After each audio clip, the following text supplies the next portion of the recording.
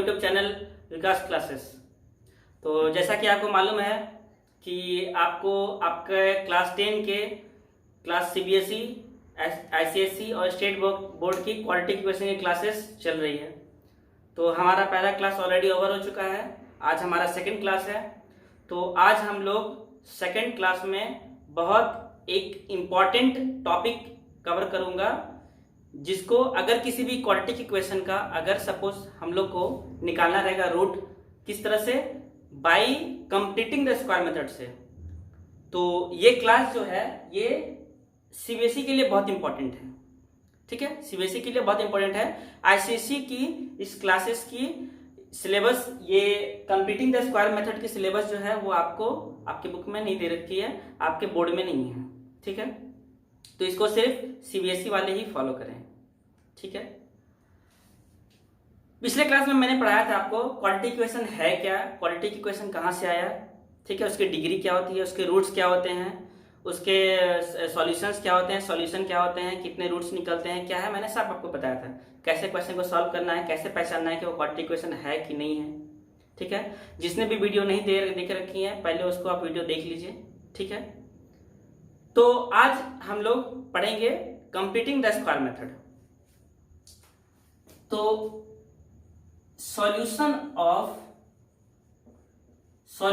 और root of quadratic equation by completing the square method.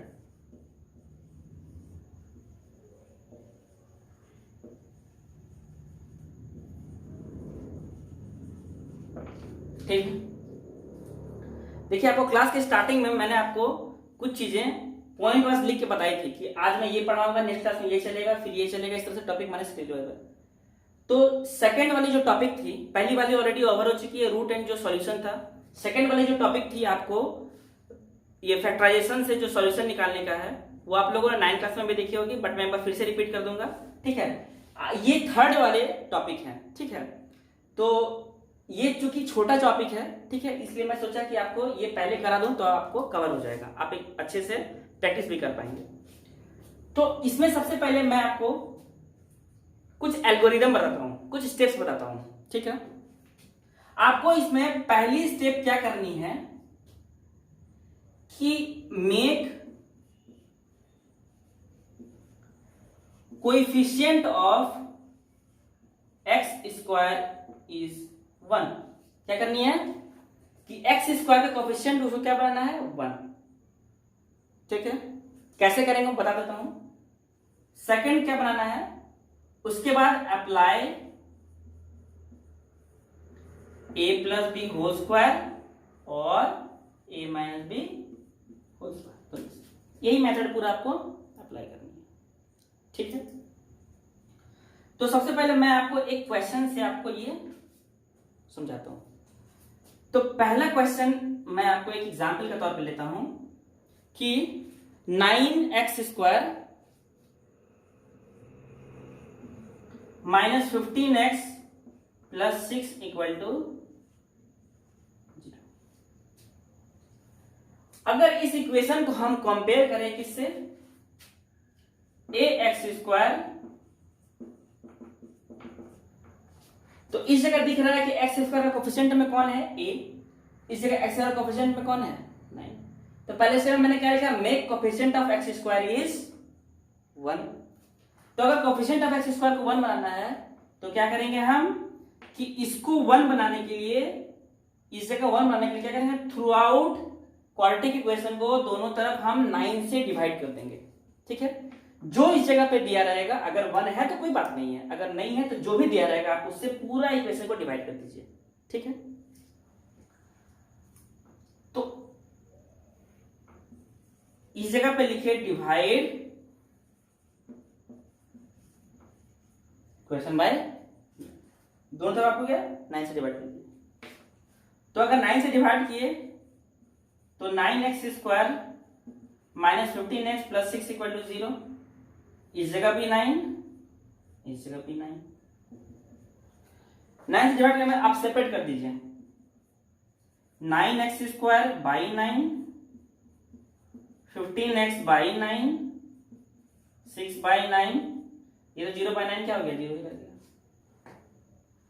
कुछ अगर काट के छोटा करना है तो छोटा, एक अच्छा सा पहले, ये पहला स्टेप अभी भी चल रहा है, ठीक है। तो इसका भी 1 आ गया, x² माइनस, इसे काटेंगे तो 3 5 माइनस 5x बाई प्लस 2/3, पहला स्टेप ओवर, ठीक है। आपको दूसरा स्टेप अब यहां पर देखना है, या को फर्स्ट स्टेप था। फर्स्ट स्टेप में आपको क्या दे रखी है, सब क्या मैंने बताया था आपको, a प्लस बी और a minus B. Second step भी बहुत इंपॉर्टेंट है, ठीक है। इस जगह है x² minus 5x by 3 plus 2/3 equal to, हमने क्या बताया था कि a प्लस बी का होल स्क्वायर बनाइए या फिर a माइनस बी का आपको होल स्क्वायर बनाइए, तो उनमें से एक, ठीक है। a प्लस बी का होल स्क्वायर और a माइनस बी का होल स्क्वायर आपको बनाना है। तो आपको कैसे पता चलेगा कि हम ये दोनों में से कौन सा बनाए? तो सबसे इन दोनों में देखिए डिफरेंस क्या होता है कि इस जगह +2ab होता है और इस जगह -2ab होता है, ठीक है। आप इस जगह देखिए कि अगर जिस जगह -2ab होता है तो जो x वाला फैक्टर होगा, सिर्फ x वाला जो टर्म होगा ना, सिर्फ x वाला, उसका साइन पे डिपेंड करेगा कि वो a प्लस बी बनेगा कि वो a माइनस बी बनेगा, ठीक है।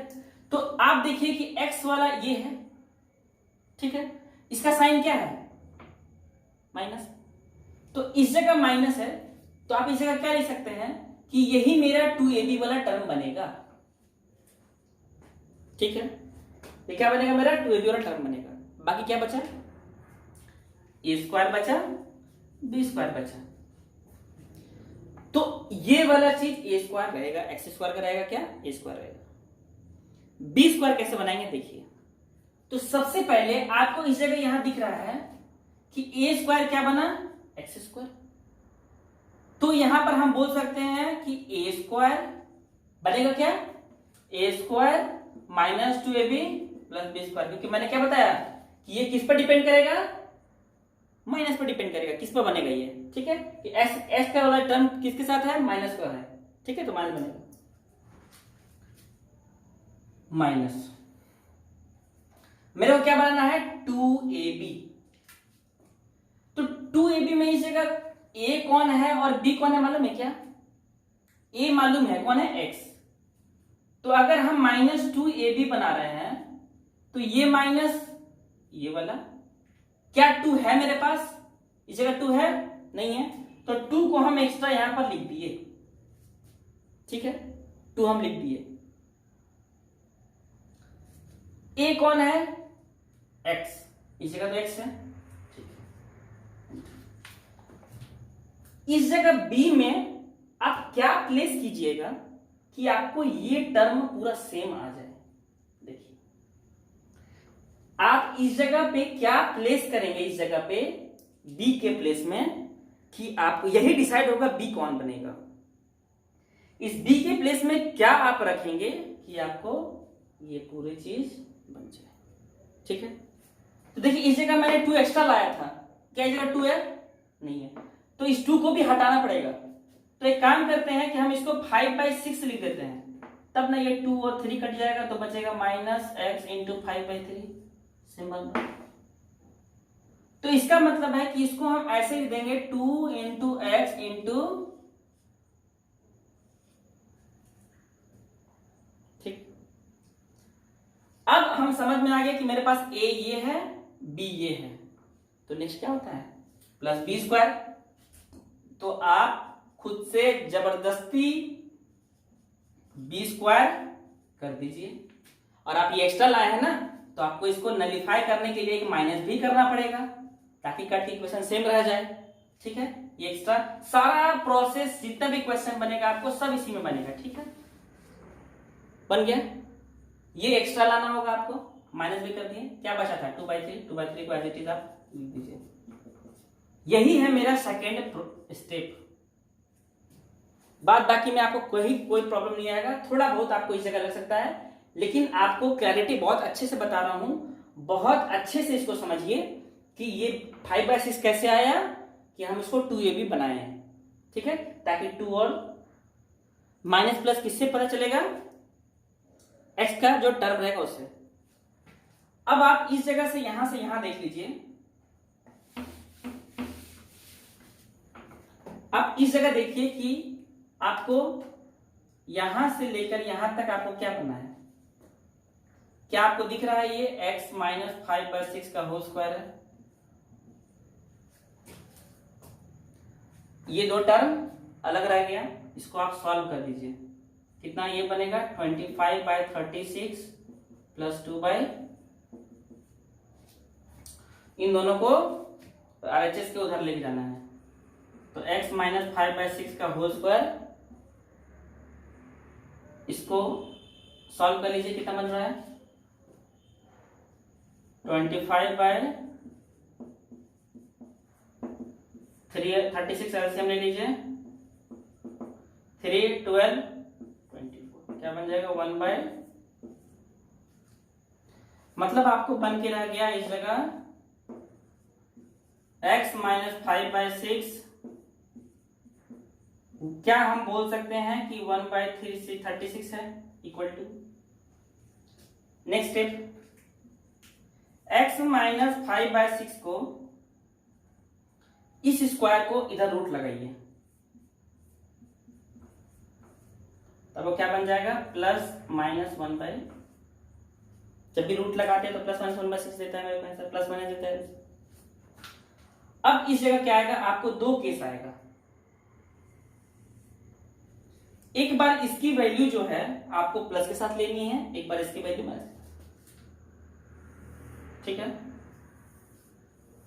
देखिए x minus 5 is equal two plus 1/6, और एक बार मैं ले लेता हूं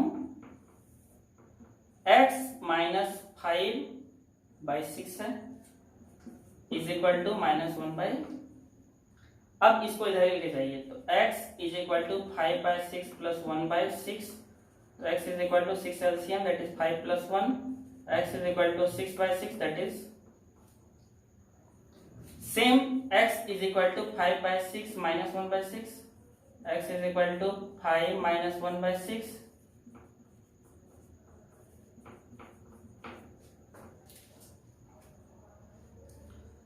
स्टूडेंट गलती कहाँ करते हैं कि इसको इधर रूट डाले और सिर्फ प्लस 1/6 लेके चल दिए, एक ही आंसर लाके छोड़ दिए, इस जगह वो माइनस नहीं लिए, तो माइनस नहीं लेने से एक रूट और नहीं निकलेगा, क्योंकि क्वाड्रेटिक में कितना रूट होता है, 2 रूट होता है, मैंने बताया था, डिग्री कितना है 2, तो ये आपको पहला क्वेश्चन हो गया, ठीक है।